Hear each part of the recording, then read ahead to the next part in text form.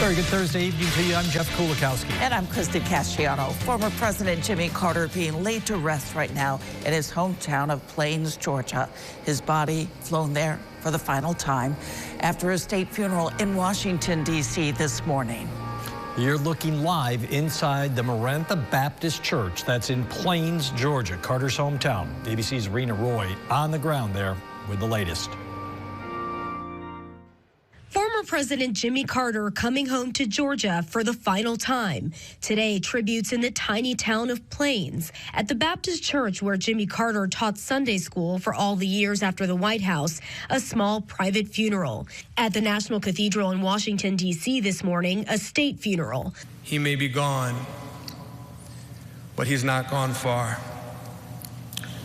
The outpouring of love and support that we have felt from you and from around the world shows how many lives he has touched and how his spirit will live on in many ways for us. All 5 living presidents there. Because of patriots like Jimmy Carter.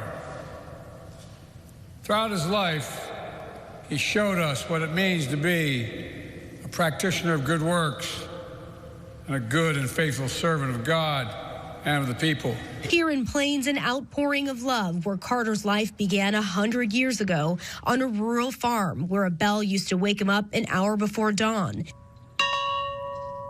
The peanut farmer who became the 39th president. I, Jimmy Carter, do solemnly swear.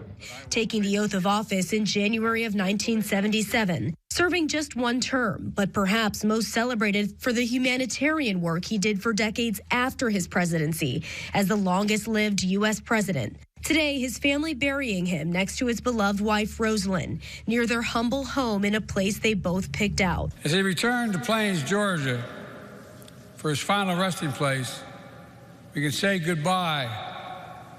Jimmy Carter did justly, loved mercy, walked humbly.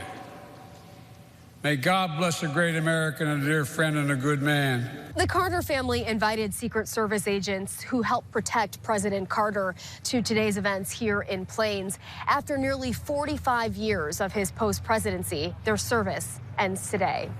Rena Roy, ABC News, Plains, Georgia.